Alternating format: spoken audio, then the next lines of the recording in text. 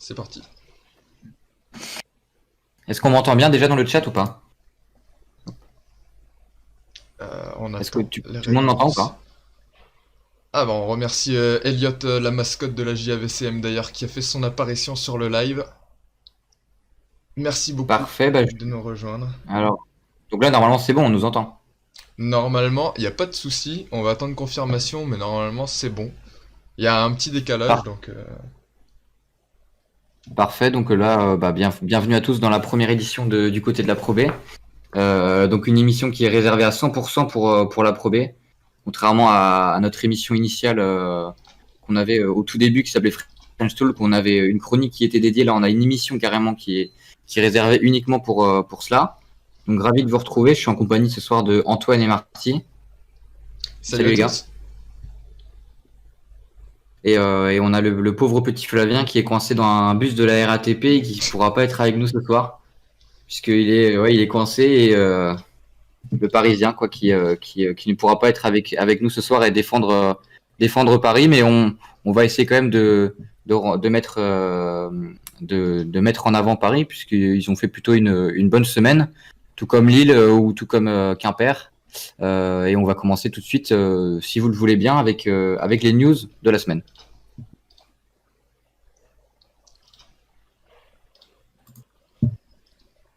On y va.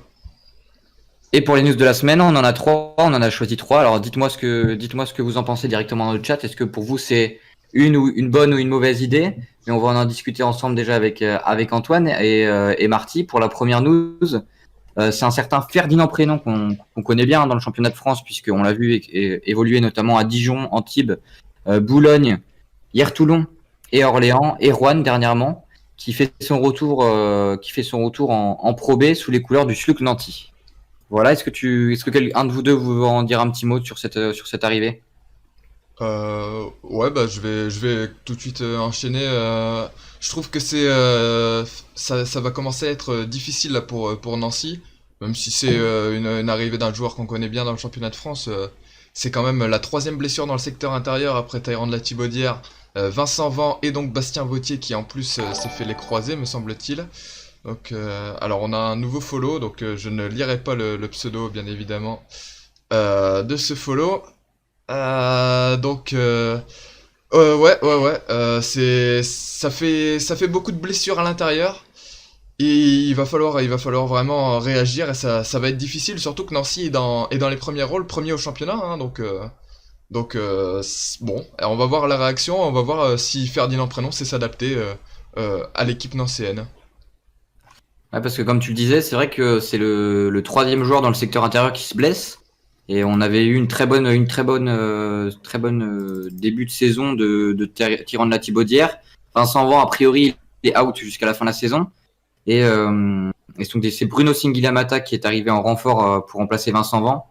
Et en même temps aussi, le nom de Ferdinand Prénom avait été évoqué à ce moment-là, mais a priori, il était pas encore assez prêt athlétiquement parlant.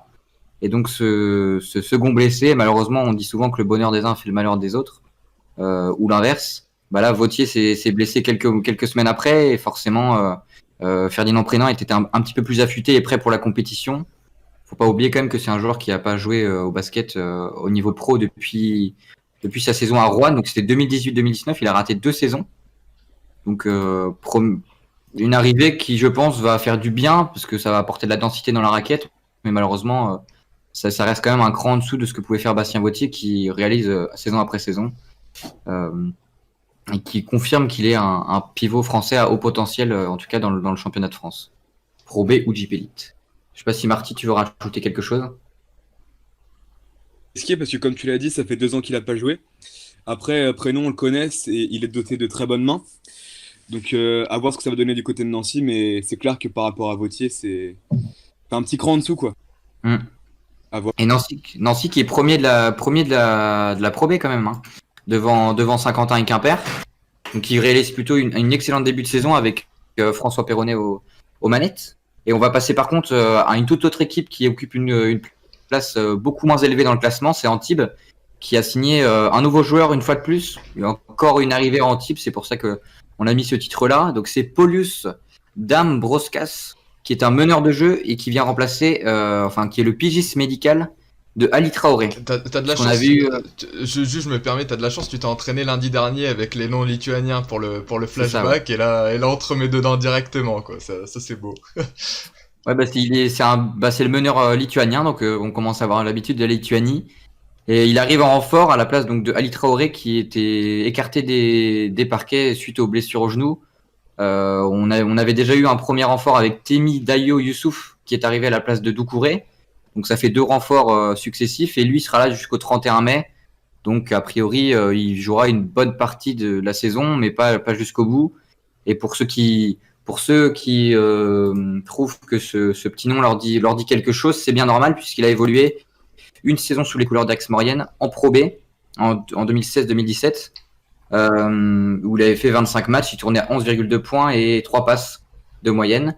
Et j'aimerais bien entendre Marty justement parce qu'on en a beaucoup parlé d'Antibes avec Antoine, Flavien et tout ça du côté de la Pro B. Mais toi qui est nouveau, qu'est-ce que tu en penses justement de cette équipe d'Antibes cette saison? Par rapport aux attentes, c'est décevant parce qu'avant c'était une équipe de GP8 quand même, faut le rappeler. L'effectif, c'est pas un petit effectif, il y a quand même de très gros joueurs. Donc j'espère qu'ils vont se ressaisir assez vite quand même. Après, par rapport aux blessures, c'est clair qu'ils n'ont pas été gâtés. Et en plus, là, c'est vraiment très compliqué. Donc à voir ce que va réussir à apporter ce petit meneur qui arrive de Pologne. Parce que là, ouais, comme tu dis, il arrive de Pologne et je sais pas si tu voulais rajouter quelque chose, Antoine. J'ai cru que non. Ouais, non, mais c'est parce que je voulais dire que, enfin, je trouve que Daniel Gothals, enfin, tout de suite, alors bien sûr, c'est les blessures qui l'amènent à faire tous ces changements et enfin, qui l'amènent à recruter autant de joueurs, mais je trouve que Gothals a tout de suite mis, enfin, les choses au clair. Il a tout de suite fait des choix. On l'a vu avec donc les arrivées de Lindbom, Youssouf et qui sont quand même des choix forts et qui permettent à Antibes justement de sortir un peu la tête de l'eau sur les dernières rencontres. Alors c'est encore compliqué, on va le voir avec les résultats tout à l'heure, mais je trouve quand même qu'Antibes joue mieux et ça a failli accrocher Foss, on en reparlera juste après. Donc ouais, je suis assez intrigué par ce recrutement Antibois.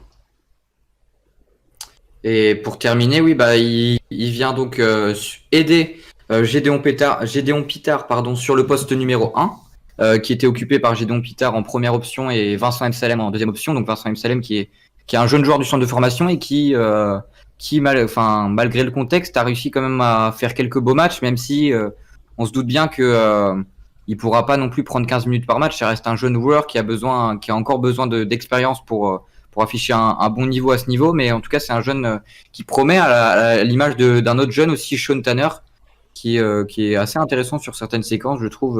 Notamment, il a un bon shoot à 3 points.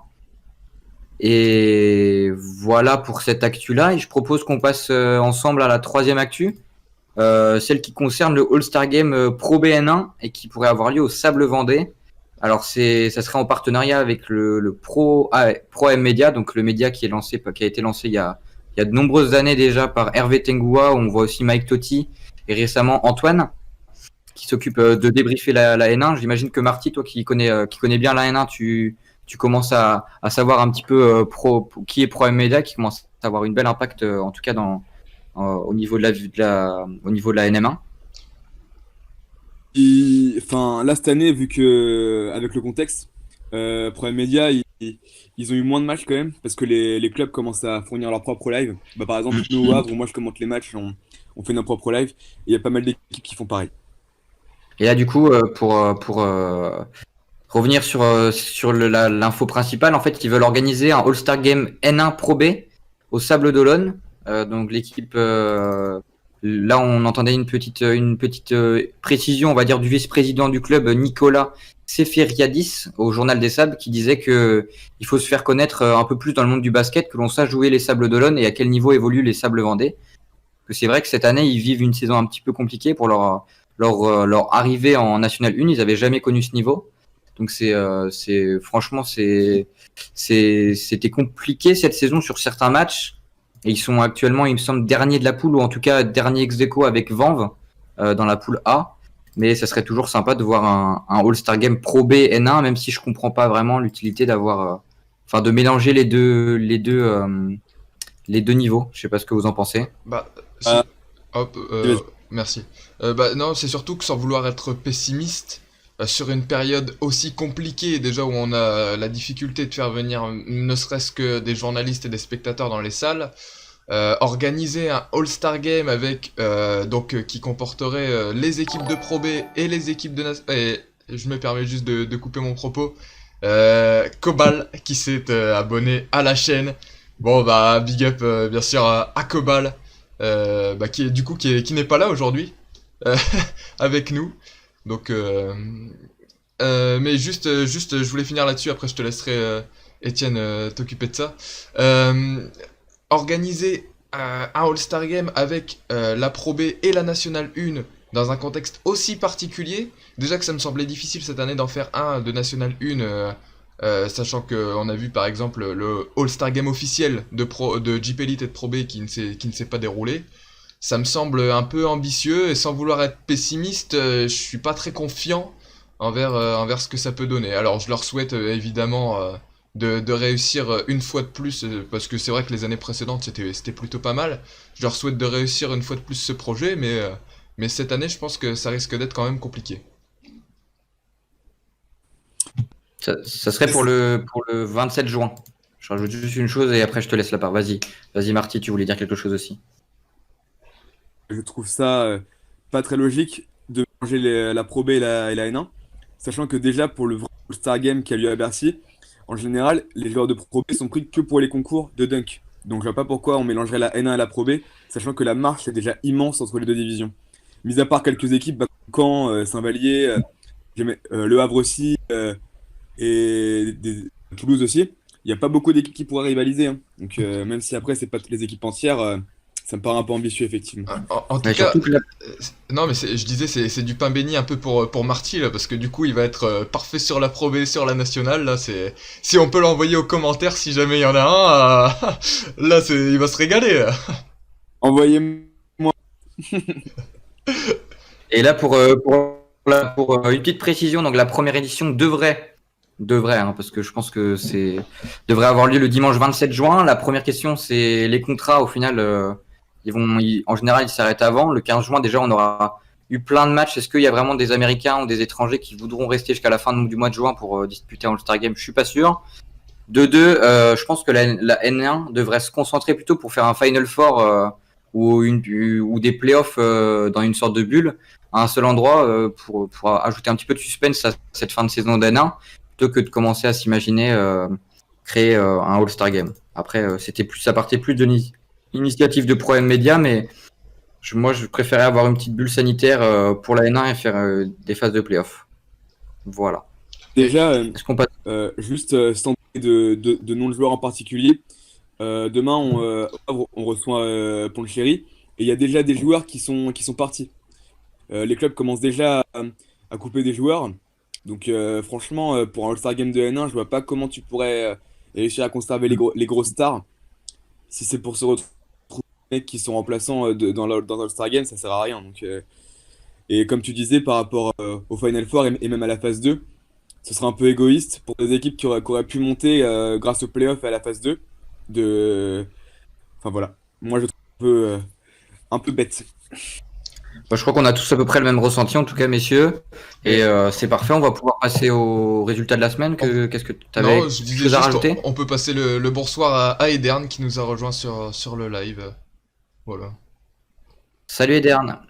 Ravi en tout cas que tu sois là. Et puis, je sais que tu es un supporter d'Orléans, mais ça serait un plaisir de t'entendre parler de Pro B, puisque ça doit être une division que tu connais plutôt bien, puisque Orléans était en Pro B il y a pas cela longtemps. Mais voilà. Et puis, si c'est OK pour toi, Antoine, on peut passer aux résultats de la semaine. C'est parti, moi ça me va. On est parti donc avec les résultats de la semaine. Je te laisse reprendre la main. Et beaucoup de résultats cette semaine. Normalement, on vous l'affiche à l'écran. Au final, c'est les matchs qui vont du 2 avril au 6 avril, mais on a eu un nombre de matchs assez important. On va dire que de toute manière, la Pro B cette saison, ça va ressembler à ça toutes les semaines, hein. Hop, il y a un petit écho. j'éteins mon téléphone parce que sinon il va y avoir un écho. Et donc ouais, je disais, on voit beaucoup de matchs. Donc je sais pas si vous avez envie de parler d'un match en particulier. Toi qui es supporter de Lille, Antoine, forcément tu dois être plutôt content de victoire en une semaine à Antibes et à Saint-Chamond. Et, Est-ce que tu peux nous en dire quelques mots? et surtout, j'ai envie de dire, et surtout, ce qui est le plus important, j'ai envie de dire, c'est une maîtrise que Lille n'avait pas acquis depuis le début de saison, et même la saison dernière, on sait que Lille c'était une équipe qui aimait se faire peur, un petit peu à prendre une grosse avance des fois, et puis petit à petit l'avance était consumée au fil de la rencontre, et là les deux rencontres, Lille a fait preuve de maîtrise, avec vraiment donc deux victoires de 16 et 21 points. Alors je reprends par exemple le match contre Saint-Chamond. Le LMB menait déjà d'une quinzaine de points, il me semble, à la mi-temps, mais remportait les 4 quarts-temps. Donc voilà, donc ils se sont pas reposés un petit peu sur l'avance bâtie tout au long du match, et donc peut-être que l'équipe du LMB a changé. Là, c'est un gros match qu'attend Lille ce week-end, enfin demain, même demain soir à 20h, ce sera le Derby du Nord contre Denain. Donc on va voir justement si le LMB a vraiment passé un cap et s'il y a eu ce déclic pour les hommes de Jean-Marc Duprat. Non, et Marty, toi, est-ce que tu as jeté un œil sur les résultats de la semaine? Sur Lille, je voulais saluer la performance de Gaylor Curier, qui est arrivé il y a pas très longtemps et qui signe déjà quand même un match à 23 points. Donc il a quand même déjà un sacré impact. Et moi, dans les résultats, on en a parlé tout à l'heure, c'est le gros derby du Sud entre Fos et Antibes. C'était vraiment un match incroyable parce que je l'ai regardé et je m'attendais pas à une telle performance des Sharks. Donc Une belle voilà. prolongation arrachée par Antibes. Au final, c'était vraiment agréable à regarder, ouais, comme tu le dis. Et Mais comme on l'avait évoqué au début, c'est vrai qu'on sent qu'il y a quand même du mieux dans cet effectif des Sharks depuis que Daniel Cotel s'est arrivé. Et vu le classement, je pense honnêtement qu'ils vont réussir à se maintenir. Quand on voit par exemple Poitiers qui perd quand même de 14 points, enfin qui prend 98 points face à Grise, j'ai l'impression qu'il y a eu une sorte d'effet électrochoc quand le nouveau coaching staff a été installé. Et depuis, ça se prolonge pas sur la durée. Ça a été un épiphénomène. Et là, on se rend compte que Poitiers, ils perdent, et ils repartent, reviennent finalement à la place qui leur a été entre guillemets destinée depuis le début de la saison.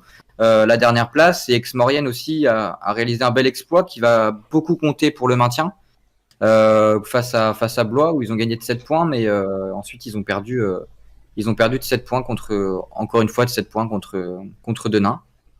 Et que dire d'autre à part que Quimper a eu droit à sa revanche, puisque après s'être déplacé en Normandie face à Rouen, ils ont perdu 79-74 avec un très bon Ike Irgbu, mais on aura l'occasion d'en reparler.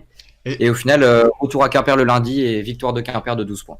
je pense qu'on faut pas non plus oublier l'énorme performance de Souffle qui est parti s'imposer de 21 points qui s'est imposé à domicile de 21 points face au leader Saint-Quentin qui était invaincu depuis plusieurs journées, et vraiment une réussite affolante à 3 points, et donc une grosse victoire, et Souffle qui confirme ce qu'on avait dit depuis quelques émissions, c'est que il n'y a jamais vraiment de différence sur le parquet. Alors il y a eu beaucoup de défaites qui se sont enchaînées, mais finalement le Souffle n'est jamais trop loin d'un exploit, n'est jamais trop loin de s'imposer.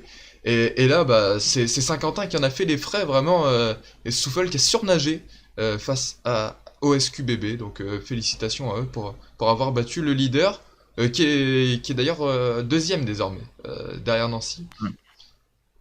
Et je reprends juste ce que dit Edern. Il nous dit Antibes va certainement se maintenir, comme on a pu l'évoquer, mais ce qui aurait été impensable il y a un mois. C'est vrai que quand on avait Anthony Stanford qui était coach à ce moment-là, franchement, on donnait pas très cher de la peau à Antibes en tout cas, parce qu'on voyait qu'il y avait pas de réaction dans l'équipe, d'une équipe qui était très très jeune avec des jeunes joueurs qui étaient pas forcément légitimes en tout cas dans cette division. Mais là, on voit qu'il y a quand même beaucoup beaucoup de mieux, donc c'est rassurant parce que Antibes reste quand même une place forte du basket français, et on a forcément envie de l'avoir en Pro B. Et puis après. Et donc, Après la saison très compliquée de Poitiers, Poitiers pourrait peut-être définitivement descendre en N1, et vu tout ce qu'ils ont réalisé l'année dernière, le marasme que c'était finalement, on se dit presque, est-ce qu'il n'y a pas une justice entre guillemets, et de se dire que Poitiers, peut-être qu'ils ont échappé à la relégation l'année dernière, mais cette année, ils pourront sûrement pas y échapper. En plus, ils viennent de perdre leur capitaine sur blessure, donc ça va être encore plus compliqué pour eux. Ça fait peur. Alors qu'ils ont quand même récupéré Abrams du Portel qui faisait des bonnes stats en handicap. Franchement, c'est peur. Pour avoir Bah, regardé un petit peu Poitiers là sur quelques matchs, le problème je pense c'est qu'il y a vraiment un manque de hiérarchie. Enfin tout le monde veut prendre les shoots. Lottie Ogunleye, Williams, Abrams, ils veulent tous prendre les shoots, ce qui fait que il y a vraiment aucun leader au scoring. Et donc je pense que ça se marche un peu dessus. Enfin c'est le ressenti que j'ai eu en regardant notamment. J'avais surtout regardé le Lille Poitiers qui avait vite tourné au vinaigre pour les poids de vin. Mais même en regardant quelques parties de match, et c'était face à Antibes, il me semble que j'avais vu il y a pas très longtemps, je trouve qu'il y a vraiment un manque de hiérarchie, notamment sur les lignes extérieures et au scoring. Et donc juste pour répondre à Cobal, comme ça je vous relaisse la parole, enfin Aurélien du coup, oui effectivement je suis très content de Gaylor Curier qui a été sensationnel face à Saint-Chamond. Et donc ça c'est bon, et puis la transition on va dire est toute trouvée, puisqu'on parlait de Poitiers qui a donc perdu de 14 points contre Grise, et Grise qui en est à deux victoires consécutives. On va en parler un petit peu plus dans le top de la semaine, puisque notre top de la semaine c'est Grise Oberhofen. Mais pour revenir un petit peu sur la grosse performance de cette semaine, on va s'intéresser maintenant à, si tu le veux bien Antoine, C'est fait. à Joseph Franch, ou Joseph Franck comme vous voulez, l'Espagnol qui joue à Grise depuis la saison dernière déjà, et qui a magnifiquement mené son équipe à la victoire avec 98-89 face à Vichy, avec une évaluation à 38, donc c'est le record de la semaine, 31 points, 8 rebonds, 3 passes décisives. Bon, c'est vrai que son match contre Poitiers a été un petit peu plus mauvais, avec seulement 3 points, mais il me semble, à 8 passes, donc ça reste quand même une performance assez solide. N'hésitez pas d'ailleurs à nous dire dans le chat qui est pour vous le meilleur joueur de cette semaine. Je ne sais pas si vous aviez d'autres idées, hormis Joseph Franck. Étienne, je me permets juste de te couper juste et de te dire un petit nom de follow qui va te ravir, je pense, puisque notre dernière follow s'appelle Quimper Fan Club, et donc bienvenue à Quimper Fan Club dans la team French Talk. Ça fait plaisir en tout cas. Je sais pas qui c'est, mais en tout cas, n'hésite pas à décliner ton identité dans le chat, nous dire qui tu es et tout. Ça sera un plaisir de discuter de Quimper avec toi, ou que ce soit un garçon ou une fille, hein, mais toujours plaisant de discuter basket. Et voilà. Est-ce que vous aviez une autre idée peut-être pour la meilleure perf, un joueur qui vous a peut-être impressionné cette semaine? Je pense sur le match de Grise contre Vichy. Outre l'Espagnol, il y a également Dinal qui signe un double-double quand même, donc il fallait quand même le féliciter avec 10 points d'Herbon. Et il sera notamment dans notre 5 majeur de la semaine. Voilà, j'ai spoilé un petit peu, mais c'est juste après. On en reparle juste après de Kevin Dinal, justement. Toute ton expertise du double-double, Marty, on te le laissera si tu veux. C'est ça, on peut passer directement aux 5 majeurs de la semaine. On y va alors, c'est parti. Quelle transition, quelle transition. Ça glisse tout seul. Ah ouais. Et donc dans le 5 majeur de la semaine, on y retrouve 2 phocéens avec Jamar Diggs au poste de meneur, Ike Rugbu le nouveau joueur de Rouen qu'on a décalé exceptionnellement au poste 2, mais qui est plus un poste 1.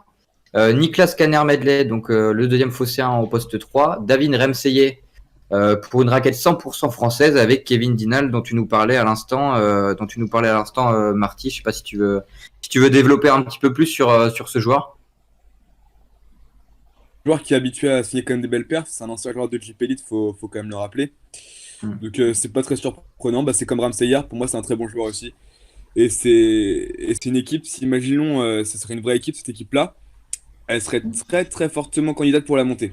Donc voilà. On a beaucoup de présence dans cette équipe, on a énormément de présence, je trouve, au rebond sur les postes 3, 4, 5, et même solide, une densité physique qui est impressionnante. Et à l'inverse, sur les postes 1 et 2, on a des profils j'ai envie de dire, moins physiques, mais très très scoreurs dans l'âme, et beaucoup de playmaking aussi, Jamar Diggs, comme tu tu nous le soulignais juste avant l'émission, Marty, réalise sa meilleure saison en passe décisive, enfin sa meilleure marque, enfin sa meilleure, ouais, Ça met sa meilleure moyenne. dire. Sa meilleure moyenne, ouais.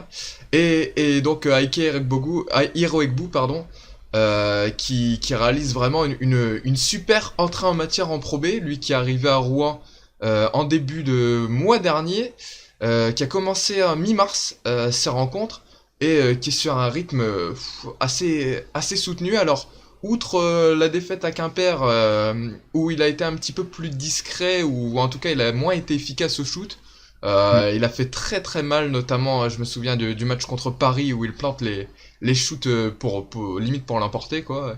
Et donc une très très belle pioche de Rouen, franchement impressionnant. Et juste pour te dire, Antoine, il y a Quimper Fan Club qui est pas content parce que il y a pas son pseudo sur le live. Oh C'est où il y a pardon, marqué follow. Non, ouais, excuse-moi, ben je change ça tout de suite, autant pour moi. Hop, c'est je bon. pense que c'est parce qu'il est trop long. Non, j'ai un petit doute, Non, non, peut-être, non, je sais pas. non, c'est parce que j'avais supprimé le pseudo du dernier follow. Vous comprendrez pourquoi. Je pense qu'on a tous vu le pseudo du dernier follow. Ah oui, d'accord, ouais, c'est pour ça. Voilà, c'est Bien bon, vu, bien vu, c'est t'as raison. rajouté. Parfait. Et Et donc, Quimper Fan Club qui disait pas de joueur de Quimper. Alors, on a parlé beaucoup de Baptiste Chouafé notamment, qu'on a hésité à mettre dans ce 5. Mais pour la performance sur toute la semaine, hein, on prend depuis lundi dernier jusqu'à... Non, depuis vendredi dernier, pardon, jusqu'au match de cette semaine, on a décidé de mettre Nick Canner-Medley qui a réalisé 2 très belles sorties avec 2 doubles-doubles, où le deuxième match, je crois, il était à 9 rebonds. Donc, il a été impressionnant hein, sur le poste 3-4. bah pour avoir suivi les deux matchs contre Rouen, c'est vrai que le premier match, c'est vrai qu'il a été plus en retrait et c'est aussi pour ça que Rouen a gagné, pardon. C'est parce que ils ont réussi à bien bloquer ou en tout cas on avait un Baptiste Choiffé qui se montrait un peu moins. Et par contre sur le deuxième match, c'est vrai qu'il a une fois de plus, il a montré que c'était un des meilleurs joueurs de JPI de cette saison sur son poste. En tout cas au niveau des joueurs français, j'en vois pas un qui peut, enfin sur ce poste-là pour moi c'est le meilleur ailier français de toute la division, sauf si vous voyez quelqu'un qui est plus fort que lui. Mais comme je l'avais évoqué dans un article que j'avais fait pour Ouest France, j'ai l'impression, et là il faudra s'en méfier, c'est qu'il y a une sorte de Baptiste Choiffé dépendance du côté de Quimper, et c'est aussi le cas pour David Jackson. Quand David Jackson et Choiffé sont un petit peu moins bons, Quimper a plus de mal. Et c'est vrai que là, pour le match aller entre guillemets contre Rouen en Normandie, on voit que Jackson était un peu en deçà de ce qu'il faisait d'habitude, et Choiffé avait marqué que 3 points. Donc on a essayé de prendre entre guillemets une moyenne des deux matchs et on s'est rendu compte que Niklas Cadder-Madley avait fait une meilleure semaine globalement. Autant l'arrivée de Billy Novac à Quimper soulage beaucoup, je pense, défensivement des joueurs comme Chouafé et Jackson. Autant c'est vrai qu'offensivement, pour l'instant, c'est peut-être un petit peu en deçà de ce qu'on pouvait attendre. Je sais pas. Après, je ne veux pas critiquer Josip Vilinovac, surtout pour son apport défensif et à la baguette, mais peut-être peut-être qu'il va se découvrir justement pour les prochains matchs. C'est ce qu'on souhaite du côté de Quimper, je pense. Ouais, c'est ça. Bah, il lui faut, je pense, encore un peu de temps, mais sur les matchs que j'ai vus, c'est vrai que bon, je vais dire, le mot paraît un peu grand, mais il est un petit peu décevant parfois. Mais c'est surtout parce que ouais, l'impact qu'il a, il n'est pas forcément visible au niveau des feuilles de statistiques, et pas forcément visible quand on le voit jouer, parce que c'est vrai qu'au shoot, il tournait à 18%, je crois, au shoot. Et quand il était face à Iki Rogbu qui met 25 points dans le match ou un peu plus, forcément, il souffre de la comparaison, c'est évident. Mais moi, je m'en fais pas trop pour ce joueur. Ça reste un joueur assez pas ancien, mais ça reste un joueur Expérimenté, d'expérience. ouais. Et voilà, je pense pas enfin, je pense qu'il trouvera très vite sa place quand même à Quimper. Hein. Voilà. Je sais pas si Marty, t'avais un mot à dire ou quelque chose que tu voulais rajouter, un joueur qui aurait Pour pu faire rebondir partie. Non, moi je voulais juste que tu as fait. Ça fait plaisir de le voir enfin épanoui après les gros échecs qu'il a eu, bah, notamment à Nanterre et à Bourg-en-Bresse. Je me rappelle, il me faisait de la peine. Vraiment, il me faisait de la peine. Là, au moins, il est enfin épanoui. Et je pense qu'il restera encore 1 an ou 2 en Pro B et qu'après, il pourra enfin s'éclater au plus haut niveau. C'est vraiment un joueur d'avenir. Ah bah moi je pense franchement qu'il ira en Pro B l'année prochaine. Enfin qu'il ira en JP Elite l'année prochaine, pardon, ouais. Et Je sais pas ce que vous en pensez. ouais, bah, je pense vraiment qu'il a pris une autre dimension. Déjà la saison dernière à Poitiers, où il a commencé à s'affirmer, mais encore plus à Quimper, là, où dans une équipe qui est quand même enfin, enfin, qui joue les premières places quand même, hein, Chouafé n'a pas de mal à se démarquer, quoi. Donc vraiment, il peut aller chercher une équipe de Jeep Elite la saison prochaine, je m'en inquiète pas pour ça. Bah un peu à la manière de Dussoulier par exemple l'année dernière qui est parti à Exactement. Nanterre. Certes là il s'est fait les croisés donc il a pas pu faire un match, mais au final Chouafé est venu remplacer en quelque sorte Dussoulier et au final on se rend compte qu'ils auront sûrement la même trajectoire de carrière en tout cas. Même si sur le fond ça devrait être des joueurs assez différents. Et Pourquoi et du temps de jeu dans une équipe comme le Portel ou quoi, une équipe de bas de tableau pour aller bénéficier de beaucoup de temps de jeu, ça pourrait être pas mal, ouais. Carrément ouais. pour bien se développer et mieux justement aller chercher des équipes de haut de tableau la saison suivante par exemple. Exactement. Et juste, je voulais revenir aussi sur par rapport à 5 majeurs, petit mot pour Flavien et Étienne qui m'avaient un petit peu accusé d'encenser Jamar Diggs sur les semaines précédentes et qui retrouve-t-on au poste de meneur dans ce 5 Jamar Diggs Mm. J'ai eu l'œil sur la blessure de McLean et je me suis dit ah Diggs c'est pour lui ça. Ouais mais même depuis comme tu dis ouais depuis que McLean est blessé il est encore meilleur. Il fait tout sur les postes 1-2 hein. Franchement c'est impressionnant quoi. Bah, c'est un jeu qu'il arrive en Pro B, hein. Avec Rouen, avec Nantes, c'était déjà un super joueur. Là, il a pris encore une autre dimension, je trouve, notamment au niveau des passes, comme on l'a dit. C'est un très bon joueur. Est-ce qu'on passerait pas du coup direction le top de la semaine, Eh le top ben, de la semaine. c'est parti donc pour le top de la semaine.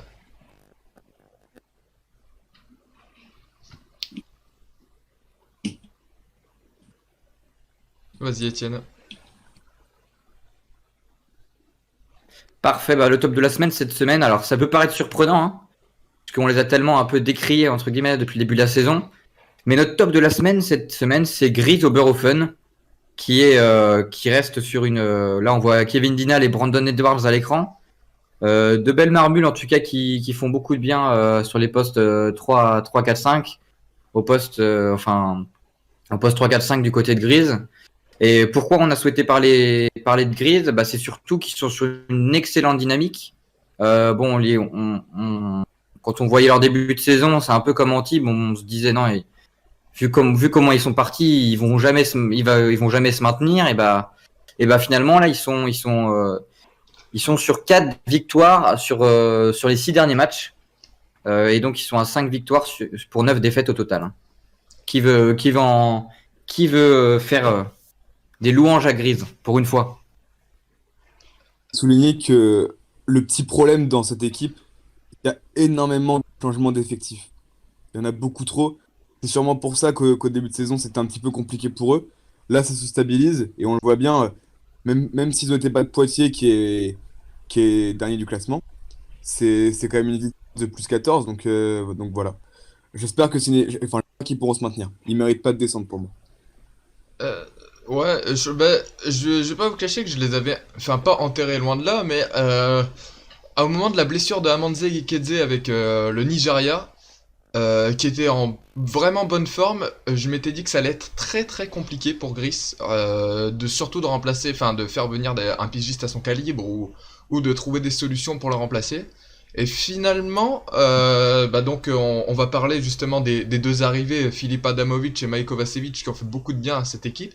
Finalement, ça a changé un petit peu le profil de jeu de Gris qui s'appuyait vraiment beaucoup à l'intérieur, donc avec Egekedze, Dinal, Edwards.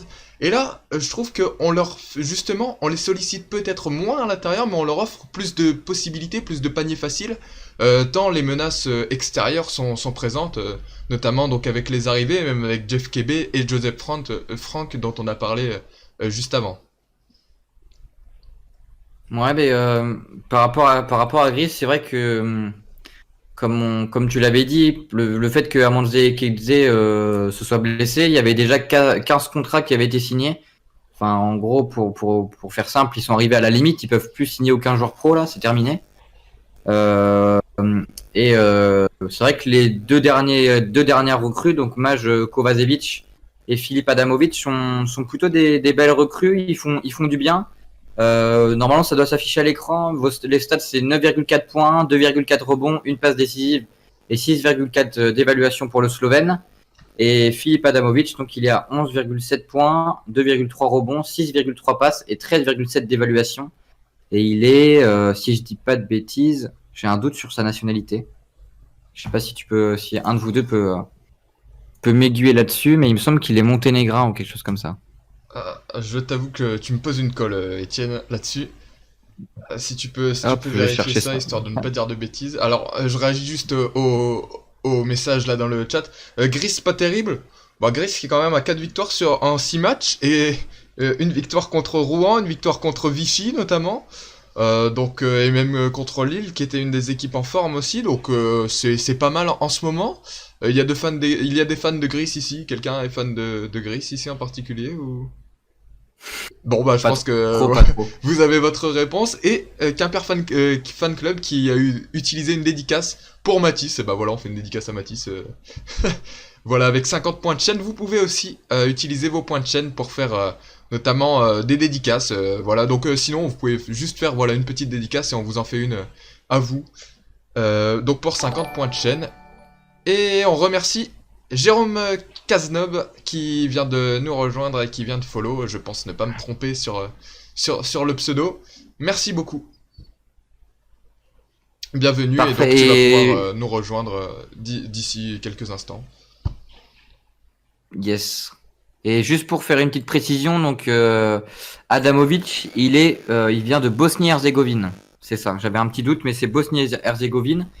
Et voilà, donc en fait les deux équipes contre lesquelles elles perdent, c'est Fos et Vichy. Au final, elles ont pris leur revanche sur Vichy, mais ça reste quand même des équipes de haut de tableau.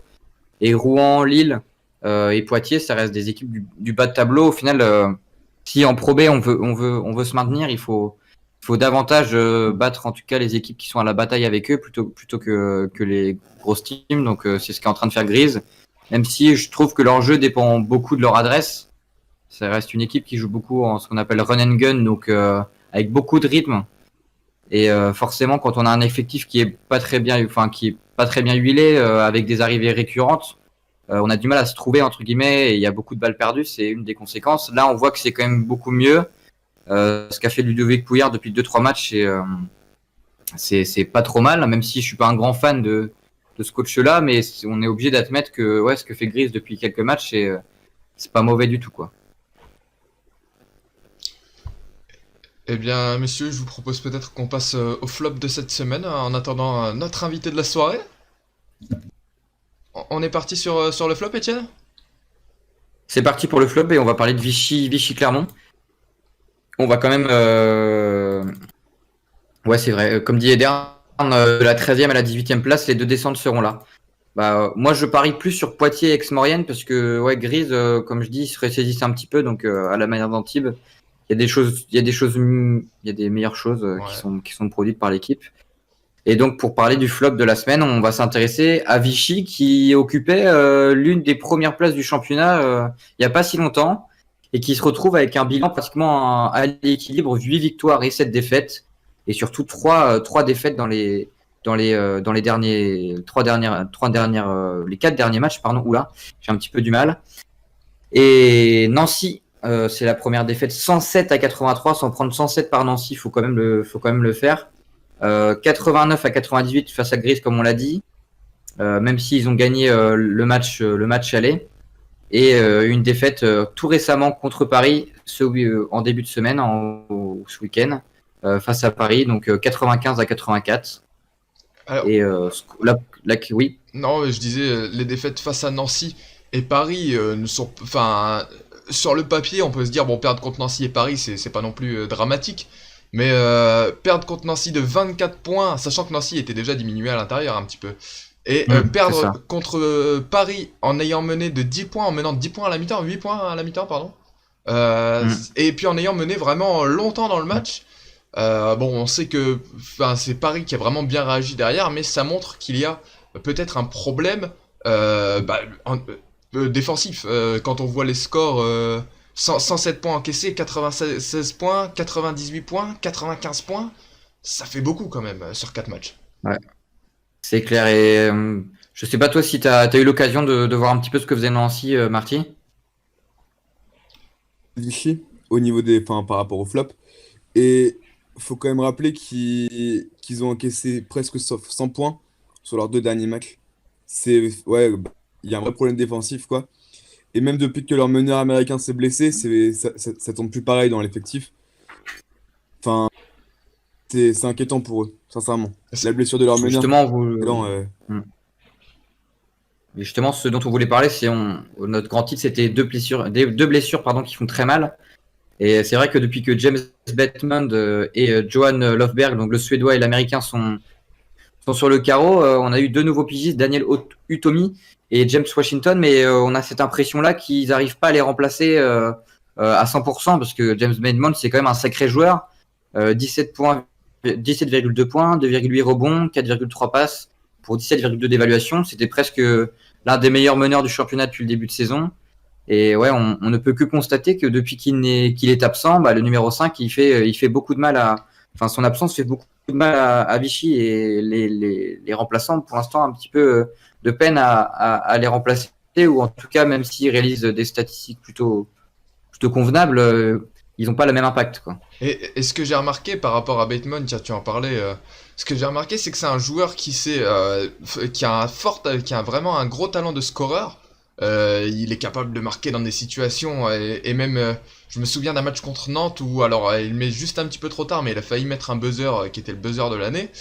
Il sait se produire des situations pour marquer qui sont vraiment très impressionnantes, mais il sait aussi justement se faire plus discret au profit de ses coéquipiers. On l'a vu faire plusieurs matchs avoisinant les 10 passes décisives.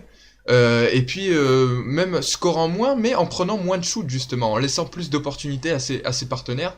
Et donc c'est vraiment lui qui orchestre le jeu finalement métropolitain. Et donc son absence pèse lourd sur Vichy. Alors à voir ce que font les 2 pigistes, mais pour l'instant ça ne compense pas cette blessure, ces 2 blessures même avec celle de Johan Löfberg.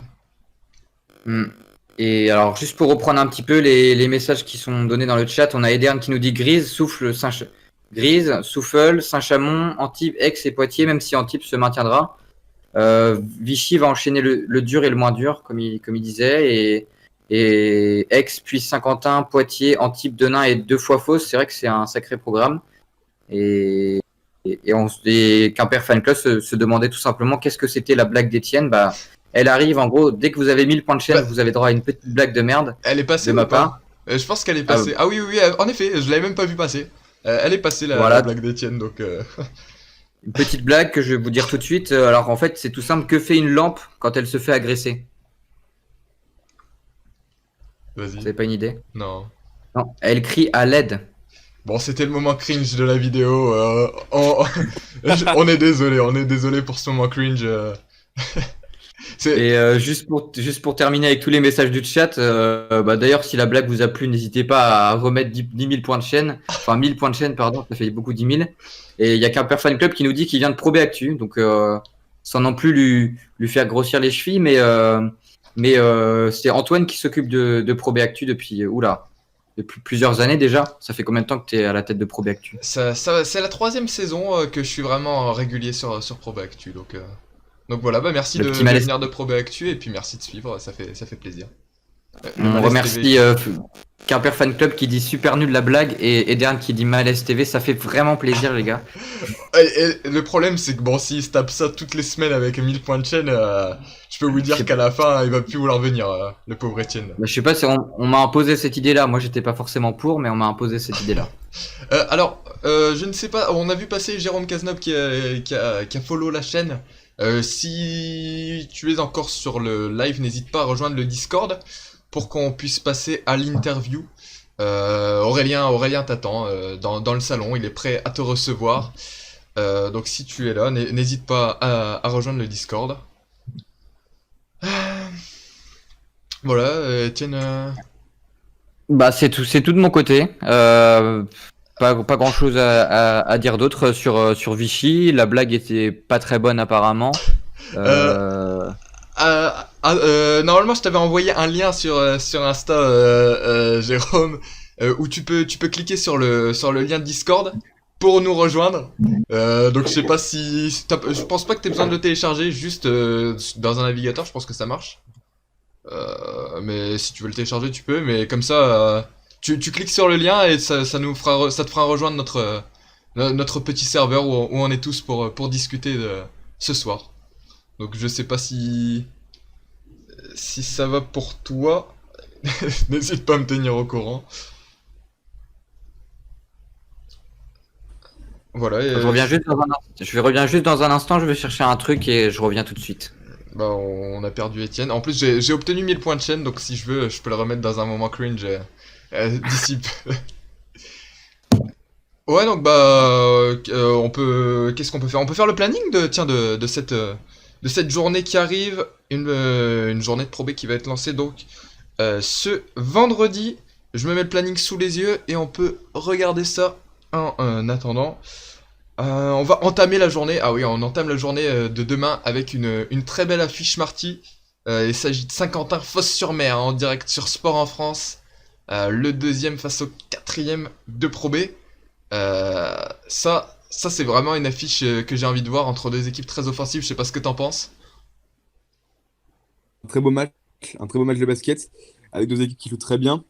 Saint-Quentin, c'est vraiment l'équipe surprise du début de saison. Je les voyais vraiment pas du tout à ce niveau-là au début de saison. Et là ils sont carrément en duel pour la montée. Donc ça va être un très beau match.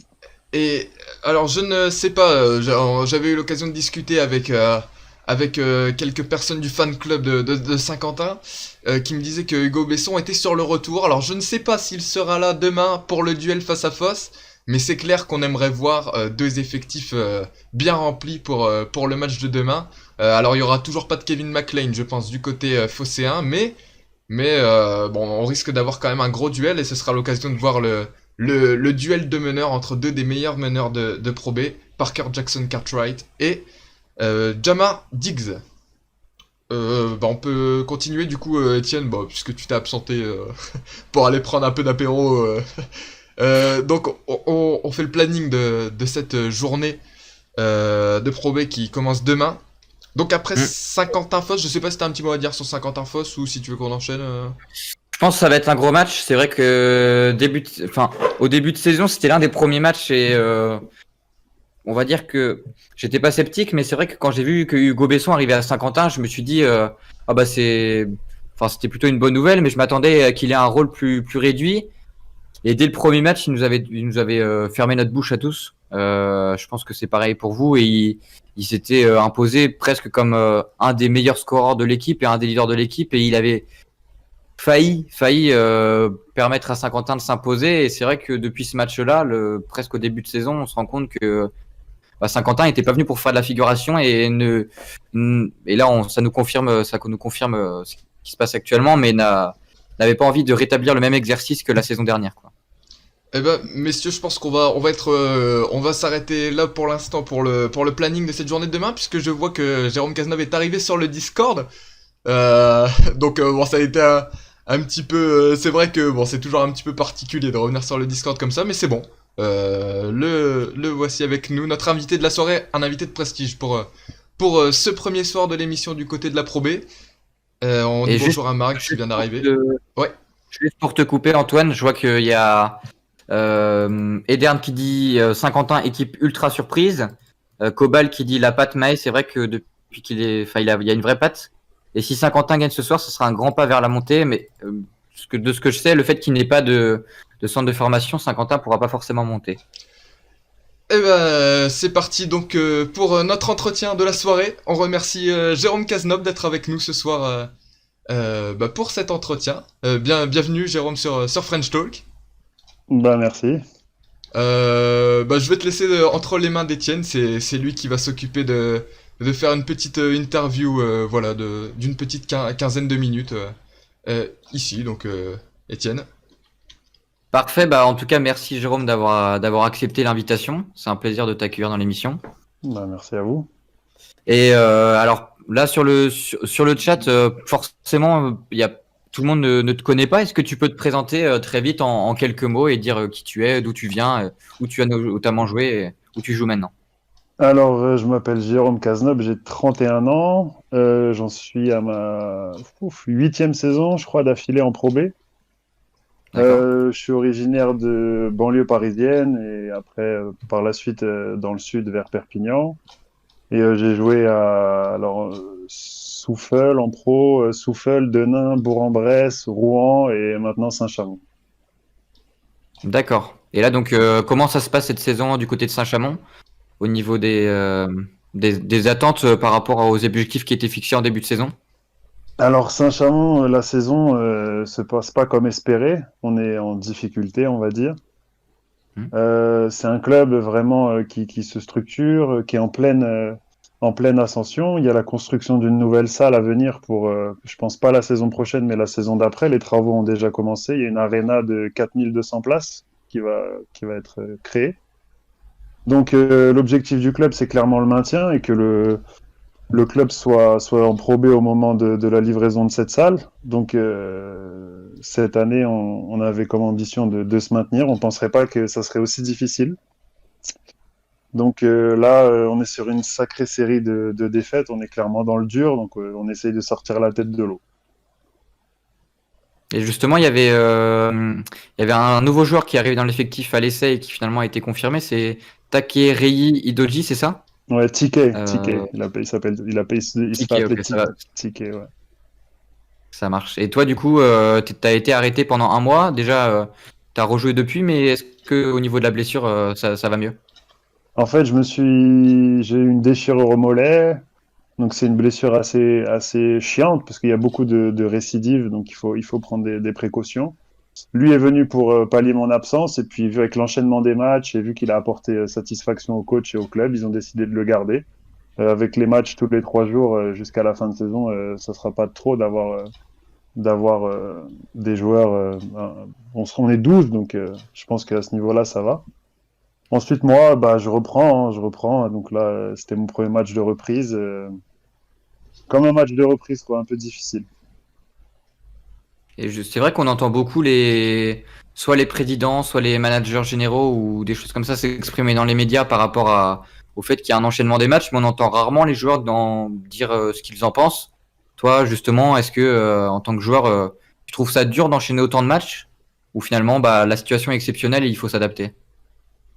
Alors, je pense on peut avoir deux visions. La première, c'est de se dire que c'était une situation très très compliquée pour tout le monde. Hmm. C'était dur de prendre certaines décisions, ce qui fait que j'ai un petit peu l'impression que c'est les joueurs qui vont prendre les risques, entre guillemets. On voit déjà Bastien Vautier qui s'est fait les croisés. Nancy, ils ont enchaîné pas mal de blessures. En fait, je pense que c'est pas forcément les matchs qui te fatiguent le plus, c'est les voyages. Ça fait, tu vois, par exemple, tu peux te retrouver le vendredi à jouer à Denain. Nous, vu qu'on a eu des matchs décalés, on va jouer aussi le dimanche. Donc, on va jouer le mardi, le vendredi et le dimanche. 2 semaines. Donc, c'est des choses où les corps sont pas forcément habitués. Après, les joueurs préfèrent jouer que s'entraîner. Donc, de ce côté-là, ça va être une expérience pour tout le monde, hein. Ça va être une découverte. Et je pense que les équipes qui vont s'en sortir, c'est celles qui auront le moins de pépins physiques, notamment. Et comme tu l'as dit tout à l'heure, t'en es à ta 7e saison, t'as fait Souffle, Denain, Bourg-en-Bresse, Rouen reste plus récemment et Saint-Chamond cette saison. C'est un championnat donc que tu connais plutôt bien, je pense. Tout le monde le vend comme la deuxième meilleure division d'Europe. Est-ce que tu t'es d'accord avec ce ressenti-là? Alors ça, c'est un truc que j'entends depuis toujours, mais Ouais. je peux pas te... J'ai jamais joué ailleurs et il n'y a pas de Coupe d'Europe de deuxième division, donc je peux pas te... De ce côté-là, j'ai jamais joué en Espagne, en Italie, je sais pas. Vraiment, c'est un truc... Après, tous les gens qui ont joué à l'étranger disent ça, que c'est beaucoup plus physique en fait. On dit surtout que c'est la dimension athlétique en France qui prédomine et au détriment un petit peu de l'intelligence tactique. Et toi, justement, on parlait d'Espagne, Italie. Est-ce que ça te tenterait un jour en fonction des opportunités que tu as aussi, d'aller voir ce qui se passe dans les autres pays ou tu préfères Non, te focaliser sur la France? non, moi je suis très bien ici. je laisse ça pour mes amis. Non, non, moi ça va. Et je vois que tu as joué pendant quelques. Alors, c'était en N3 ou N2 du côté de. Non, en N2 Alors, du côté de Toulouse. en fait, j'étais en centre de formation à Fos-sur-Mer Ouais. et l'équipe 1 était en N1 à l'époque. Et ensuite, j'ai pas été intégré à l'équipe 1. Donc, je suis allé à la fac, j'ai fait à l'IUT à Perpignan. Et donc, à côté, je joue en National 2 dans un club qui s'appelle Toulouse. À- C'est à une dizaine de kilomètres de Perpignan. Et j'ai fait 4 ans là-bas. N2, on est descendu en N3, on est remonté et j'ai fait 2 ans en N2. Et de la N2, ensuite, je suis allé à Souffle en N1 et on est monté direct en Pro B, avec Jacques Allinguet notamment, Jason Bach, tous ces visages un peu connus en LNB. Et depuis, bah, je suis toujours en Pro B. Et en me renseignant un petit peu sur toi, j'ai découvert que avant de découvrir le basket, tu avais fait 10 ans de judo. Alors C'est ça. pourquoi avoir choisi d'arrêter le judo pour te concentrer sur le basket? Alors en fait, c'est une histoire un peu basique, c'est que j'habitais dans le 93 et ma mère a été mutée à Aix-en-Provence, donc on a déménagé. Et quand j'ai déménagé, le surveillant de mon nouveau lycée, c'était le frère des coachs U18 France à Fos. Voilà, aussi Tout simple que simplement, ça. quoi. Voilà. Et juste, je me permets, Et Étienne, si je peux intervenir. Euh, vas-y, vas-y. Justement, on t'a vu justement gravir un peu les échelons finalement. T'as dit que tu jouais en National 2, en National 1, en Pro B. Est-ce que la Jeep Elite est envisageable peut-être? Est-ce que c'est un objectif en tout cas? Je pense que maintenant c'est un petit peu trop tard. Mais à part ça, j'ai eu l'occasion, je pense que j'ai eu la chance d'avoir été dans le projet de Bourg-en-Bresse à une époque où je l'ai pas abordé de la bonne manière en n'étant pas sérieux l'été. Tout ce qu'un jeune joueur, toutes les conneries qu'un jeune joueur peut faire à ses débuts pro, quoi. Parce que j'étais pas jeune, j'avais déjà 24 ans, mais pour moi c'était les débuts. Je suis arrivé vraiment avec des kilos en trop. J'ai traîné ça alors que j'avais pas compris que c'était un club très très exigeant. Donc à cette époque-là, je pense que j'ai raté un peu le coche. Après, j'ai eu deux trois fois des occasions, mais c'était sur des petits rôles et vraiment c'est des choses qui m'intéressaient pas trop. Mais après, c'était pas une priorité. Hein. Je suis très bien là où je suis. Et justement, je sais pas, Marty a peut-être une question? Toi, Jérôme, j'avais vu il y a quelques années que apparemment tu avais failli perdre ta jambe sur une blessure à un entraînement. Est-ce que tu pourrais nous en reparler, s'il te plaît? Ah ouais, bien sûr. Alors en fait, c'est quand je jouais à Denain, donc en l'année où on gagne la Leaders Cup. Donc je dirais que ça devait être 2017, 2018, quelque chose comme ça. Un match à Rouen, un soir, j'ai pris un coup de genou dans le mollet en fait. Et j'ai eu un gros saignement en fait. J'ai mon muscle qui s'est décroché de l'os et tout le sang qui passe normalement par ce muscle s'est déversé dans mon mollet. Bon, c'est un peu technique, mais en fait, ton mollet, il est dans une poche, ce qu'on appelle une aponévrose, qui est pas extensible. Et tout le sang a coulé. Et donc, ça se remplit de sang, mais en fait, c'est plus oxygéné et après, ça meurt, en fait. Et ça s'appelle un syndrome des loges traumatiques, ceux qui veulent regarder sur Internet. Et donc, Ah oui. si c'est pas pris à temps en charge, et ben, en fait, on coupe. Donc, voilà. J'ai Tu eu dois chaud. D'ailleurs, je fais un gros bisou à à mon chirurgien, Guillaume Autissier, qui m'a sauvé. Tu dois Voilà. encore plus savourer ta carrière de basketteur après ce genre d'événement, non? Bah, disons que tu relativises sur beaucoup de choses parce que, bon, déjà, ça fait souffrir, ça fait mal déjà. Je suis pas, comment dire. D'habitude, je me plains pas trop, mais là, c'est vrai que j'avais vraiment super mal. Et ouais, après, tu te dis, c'est que du basket, quoi. Hmm. Une fois qu'un truc comme ça t'arrive. Et à un moment donné, tu parlais de tes années où tu avais 23, 24 ans, ou parfois par exemple, à Bourg-en-Bresse. Est-ce que justement, c'est quelque chose, des valeurs que tu as envie d'inculquer aux plus jeunes de l'équipe? Je pense que, par exemple, Edern dans le chat en parlait, mais un joueur à bon potentiel, comme Théo Bouteille, C'est vrai qu'à cet âge-là, tu dois, en tant que vétéran entre guillemets de l'équipe ou joueur plus expérimenté, est-ce que tu aimes donner des conseils ou en tout cas aux Alors plus jeunes? franchement, de ce côté-là, cette année, on a beaucoup de jeunes à Saint-Chamond et je trouve qu'ils ont plus cette conscience, entre guillemets, professionnelle que nous. Bon, après, il faut dire que maintenant, ils sont plus encadrés. Tu vois déjà, rien que tu vois sur les réseaux sociaux, tout ce qui est Instagram et tout ça, tu as des exemples, je sais pas moi, de routine, de musculation, de nutrition. C'est des choses auxquelles moi, j'avais pas accès il y a 8 ans, quoi.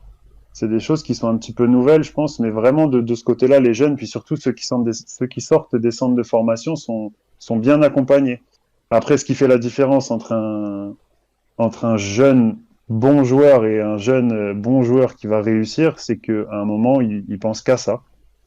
Il se laisse pas distraire. Bon, là, avec le confinement, c'est un peu plus compliqué, mais j'ai vu de tout. J'ai vu des jeunes acharnés au travail qui sont maintenant tout là-haut, et j'ai vu des jeunes qui avaient tout dans les mains et qui se retrouvent maintenant bah, sans club ou qui ont carrément arrêté.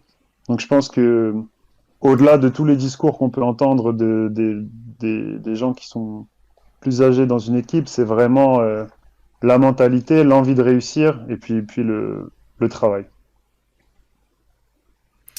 Et vendredi là pour le prochain match, tu vas retrouver donc ton ancienne équipe Rouen que tu vas accueillir à domicile. Ça c'est souvent un bon moment quand on retrouve ses anciens collègues, même si l'équipe a un petit peu bougé. J'imagine que c'est toujours sympa de revoir un maillot contre lequel qu'on a Ouais, porté. ça va être sympa, surtout qu'eux, ils sont un peu mieux là depuis un mois. Bon, après, ils ont changé pas mal de joueurs, ils ont mis du temps à se trouver, mais là, ils ont une certaine homogénéité, une alchimie qui, je pense, est en train de se créer. On va voir, ça va être un match intéressant, hein, on va voir. Hein. Ouais, bon, c'est sûr, j'aurai du plaisir à les voir. Après, il y a que 3 joueurs qui sont toujours là. Ça tourne pas mal du côté de Rouen. Ça marche. Bah, je sais pas si vous avez d'autres questions, les gars. Bah, déjà, je te souhaite du coup beaucoup de réussite pour le match de demain et pour la suite de la saison. Et puis, Bah, merci. donc bah voilà, un bon match. Et puis on continuera donc à suivre tout ça de très près sur French Talk. Ça marche. Bah, merci beaucoup en tout cas et bon courage ouais, pour la suite de la saison, en espérant beaucoup de réussite pour Saint-Chamond et pour toi aussi. Merci les gars. Merci beaucoup, Jérôme. Bonne soirée. Allez, merci à vous aussi. Bon bah voilà, c'était franchement ultra sympa. Je sais pas ce que vous en avez pensé dans le chat et vous les gars. J'ai passé un super moment avec Jérôme. C'est clair, c'est clair. L'interview était vraiment très enrichissante en plus. Donc ouais, c'était vraiment sympa. Je sais pas ce que t'en as pensé, Marty. Qui parle beaucoup, qui détaille, donc ça fait plaisir, quoi. Ouais.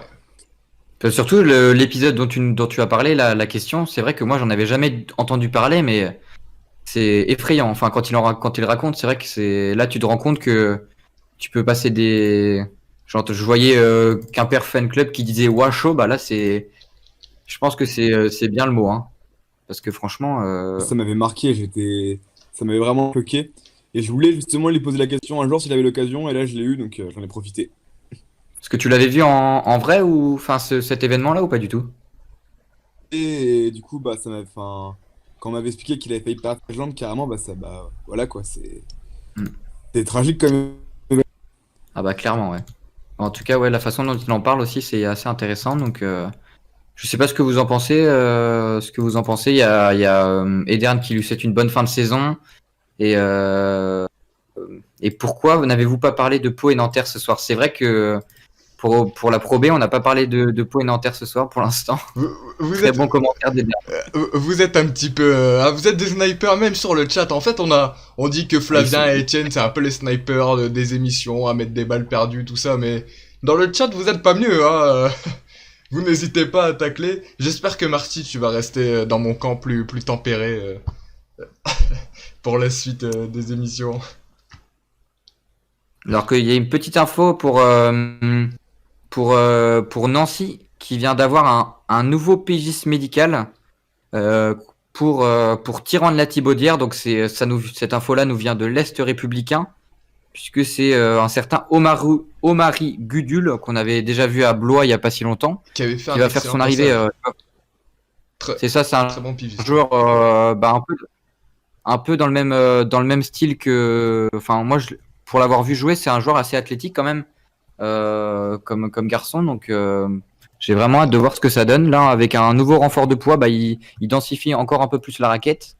Ah, Et donc, pour vous excellente dire arrivée, quelques mots sur ce franchement. joueur-là, c'est un pivot congolais donc qui joue actuellement cette saison à Spodźnia, en PGE Spodźnia en Pologne, et qui avait joué en 2018-2019 à Blois avec 23 minutes de moyenne, 11 points et 5 rebonds. Donc, plutôt content de cette arrivée-là qui va permettre à Nancy, pourquoi pas, d'espérer jouer en JP Elite la saison prochaine. Etienne, je ne veux pas te couper dans ta superbe intervention sur Omar Gudul, mais Edan45 a dépensé 1000 points de chaîne, et c'est le deuxième moment cringe de l'émission. Et là Etienne est en péril là, parce qu'il se dit merde, j'ai rien préparé. C'est pas que j'ai rien préparé, mais c'est juste qu'il y a des.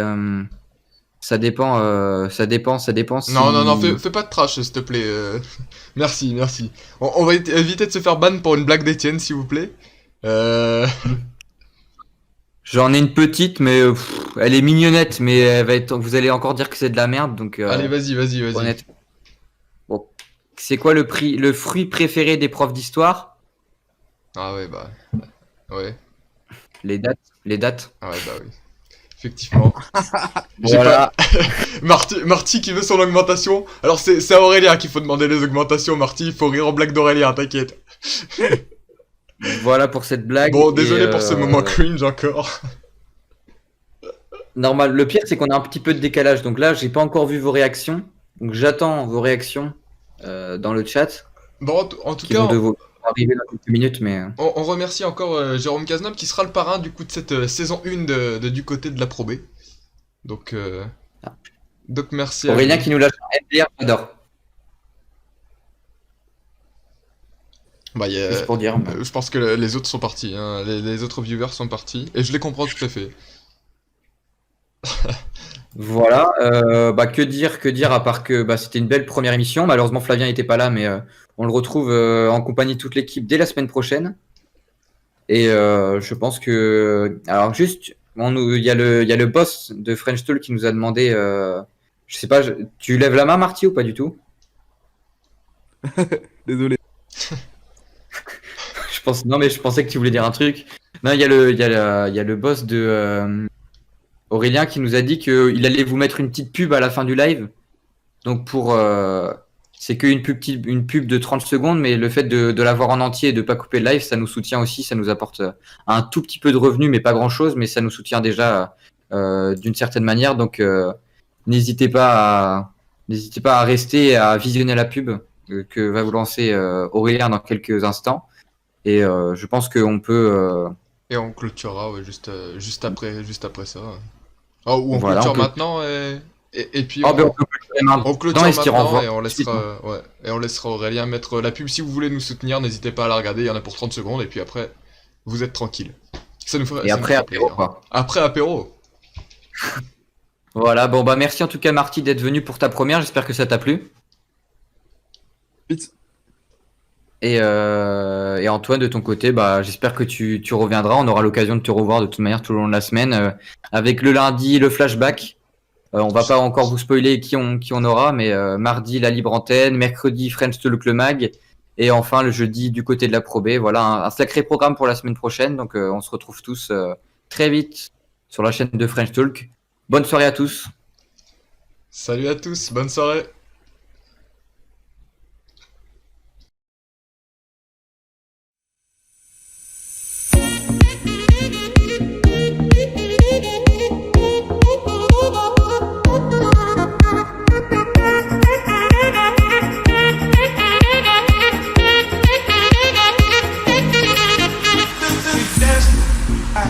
We dancing,